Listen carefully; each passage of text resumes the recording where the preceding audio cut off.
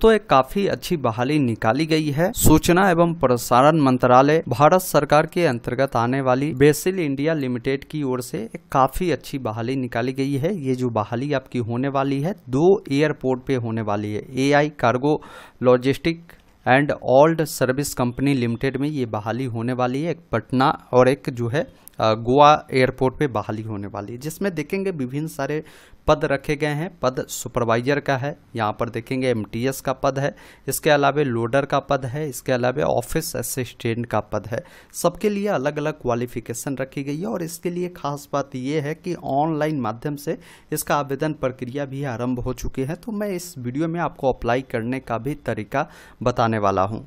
तो आइए पूरी जानकारी समझना शुरू करते हैं। वीडियो अगर आपको पसंद आए तो इसे लाइक और शेयर अवश्य करिएगा। इस प्रकार की लगातार अपडेट के लिए चैनल को अवश्य सब्सक्राइब करेंगे। आने वाली सारी अपडेट की जानकारी आपको मिल पाएगी। हमारे साथ व्हाट्सएप चैनल टेलीग्राम से जरूर जुड़िए ताकि हर अपडेट वहां पे आपको मिल पाएगी।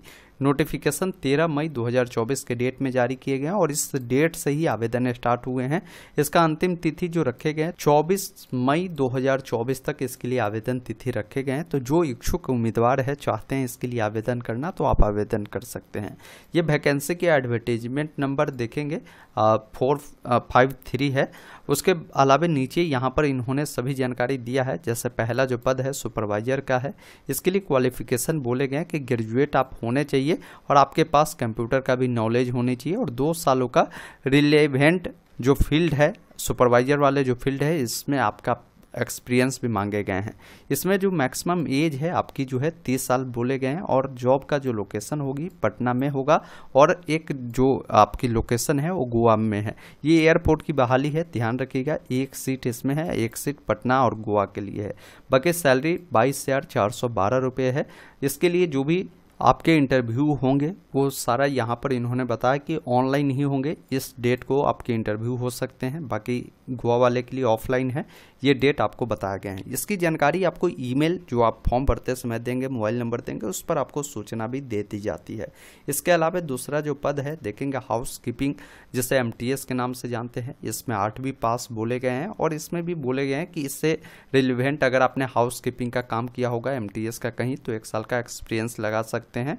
आपकी जो मैक्सिमम एज होगी 30 साल से अधिक नहीं होनी चाहिए। पटना में 1 सीट है और इसके अलावा पटने में ही है एमटीएस वाला पद। 16,926 रुपये इसमें आपकी सैलरी होने वाले हैं। लोडर का पद है जिसमें 12वीं पास बोले गए हैं और आप जो है इंग्लिश जानते होंगे, बोलना नहीं पढ़ना आप जानते होंगे तो आप अप्लाई कर सकते हैं। 1 साल का अगर आपके पास कार्गो हैंडलिंग में अगर आपके पास एक्सपीरियंस है तो पहले प्राथमिकता आपको दिया जाएगा, नहीं है फिर भी आप अप्लाई कर सकते हैं। पटना गोवा दोनों के लिए बहाली है। पटना में 2 सीट है, गोवा में 12 सीटें हैं। 16,926 रुपये इसमें भी सैलरी है। अगला जो पद है ऑफिस असिस्टेंट का है। ग्रेजुएट अगर आप है तो अप्लाई कर सकते हैं। 35 साल मैक्सिमम एज है। दिल्ली में ये जॉब होगी। 2 सीटें रखी गई, 25,000 रुपये इसमें सैलरी रखी गई है। बाकी यहाँ पर कुछ जानकारी आपके सिलेक्शन प्रोसीजर के बारे में बताया गया है कि इसमें जो भी लोकल कैंडिडेट होंगे पहले प्राथमिकता उनको दिया जाएगा। जो भी आप आएंगे इसके लिए डॉक्यूमेंट वेरिफिकेशन के लिए या आपके जो पर्सनल इंटरव्यू होंगे इन सब के लिए, तो कोई भी आपको जो है टीए डीए ये सब पैसा जो है आपको नहीं दिया जाएगा।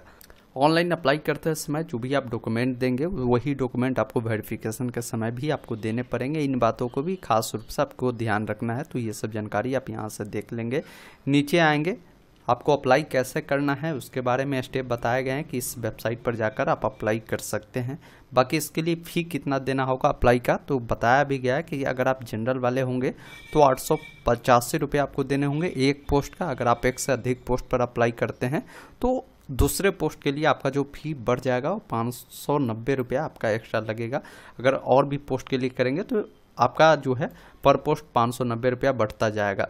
वही कोई कैंडिडेट SC ST वाले होंगे तो 1 पोस्ट के लिए अगर आप अप्लाई करते हैं तो 531 है। 2 पोस्ट के लिए करते हैं तो फिर एक्स्ट्रा 531 प्लस 354 आपको लग जाएगा। कोई अगर एक्स सर्विसमैन है उनका जो है 885 रुपये है। कोई अगर फीमेल है तो उनका जो है 885 रुपया है। कोई अगर EWS फिजिकल हैंडीकैप है 531 रुपया है। तो ये जानकारी आपको दिए गए हैं।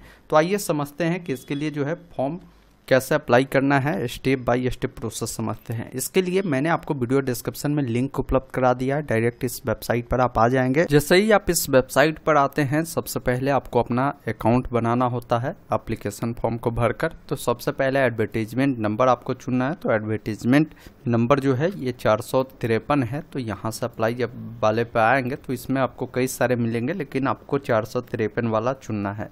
अब यहाँ पर बोला गया है कि आप कितने पोस्ट के लिए अप्लाई करना चाहते हैं। तो इसमें 4 अलग अलग प्रकार के पोस्ट है, जैसा कि आप देख भी पा रहे होंगे।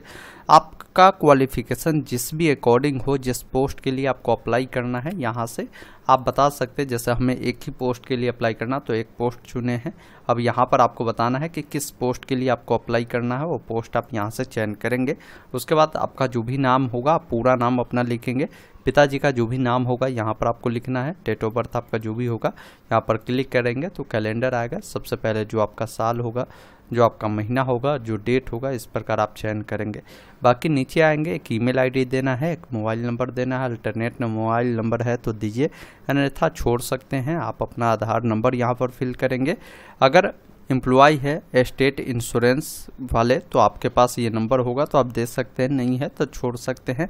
आप अपना पैन नंबर यहाँ पर देंगे। जो भी आपका कैटेगरी होगा आप कैटेगरी यहाँ से बताएंगे। उसके बाद नीचे आएंगे, आपके कैटेगरी के अकॉर्डिंग जो पेमेंट लगेगा देखने को मिलेगा, वही आप ऐसे चुनते हैं तो ऐसे के लिए इतना दिखा रहा है। तो आप कैटेगरी जैसे ही चुनेंगे तो बता देगा।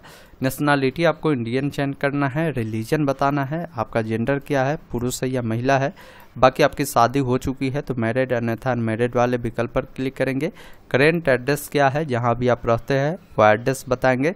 एड्रेस में आप इस अनुसार भी लिख सकते हैं। अगर ग्रामीण क्षेत्र से है तो आपका जो भी विलेज होगा ऐसे कर विलेज लिख सकते हैं। कॉमा लगाकर पोस्ट ऑफिस डाल सकते हैं, फिर कॉमा लगाकर पुलिस स्टेशन डाल सकते हैं। जो भी आपका सिटी होगा देंगे। स्टेट आपका जो भी होगा वो आपको देना है। जो भी आपका पिन कोड होगा यहाँ पर आपको देना है। जो भी आपका परमानेंट एड्रेस है और करेंट एड्रेस है दोनों सेम है तो इस चेक बॉक्स पर टिक करेंगे, दोनों फिल हो जाएगा। अलग अलग है तो अलग अलग जानकारी को फिल करेंगे। सेव एंड नेक्स्ट वाले विकल्प पर क्लिक करेंगे। इस प्रकार आपका रजिस्ट्रेशन कंप्लीट होता है। आपको एक यूजर आईडी पासवर्ड दे दिया जाता है, इससे आप नोट कर जरूर रख लेंगे। अब आप सेकेंड स्टेप में आ जाते हैं, जहां पर आपको क्वालिफिकेशन की जानकारी आपको देनी है, जिसमें आप जिस भी अनुसार के पद के लिए अप्लाई करते हैं। जैसे 8वीं लेवल का पद के लिए अप्लाई करते हैं तो आपको बताना होगा कि 8वीं आपने किस बोर्ड से किया है, साथ ही साथ कब पास किया है, आपका जो नंबर है परसेंटेज या CGPA में है, कुल कितने का एग्जाम हुआ था, कितने मिले थे, और आपको जो नंबर आए हैं वो परसेंटेज में कितना है वो जानकारी मिलेगा। वही कोई 10th अगर किया होगा तो 10th बताना होगा कि किस बोर्ड से आपने किया है, किस वर्ष आपने जो है 10वीं उत्तीर्ण किया वो साल यहाँ से आपको बताना है। साथ ही साथ नंबर आपका परसेंटेज या CGPA में था, कुल कितने का एग्जाम हुआ था, उसमें आपको कितने मिले हैं वो बताएंगे और आपका ऑटोमेटिक परसेंटेज आ जाएगा। इससे अकॉर्डिंग 12th का जानकारी आपको यहाँ पर देना है। बोर्ड का नाम, passing year, number, percentage, CGPA में वो बताएंगे, कुल कितने का एग्जाम हुआ था, उसमें कितने मिले हैं, आपके परसेंटेज क्या है। ग्रेजुएशन के बारे में बताना है कि ग्रेजुएशन जो आपने किया है इसमें कौन सा कोर्स किया है उससे आप बताएंगे। जैसे BA बहुत सारे कैंडिडेट करते हैं तो BA में आपका जो भी ऑनर्स होगा इस प्रकार मिलेगा। जैसे BA इन हिस्ट्री ऑनर्स से किया है तो वो बताएंगे। उसके बाद कब आपने इसे उत्तीर्ण किया है, नंबर आपका किस प्रकार है, परसेंटेज CGPA में है, कुल कितने का एग्जाम हुआ था, उसमें कितने मिले हैं, आपके क्या परसेंटेज है वो जानकारी देनी है। नीचे आना है, वर्क एक्सपीरियंस के बारे में जानकारी देनी है। अगर आपके पास है तो ज़रूर देंगे।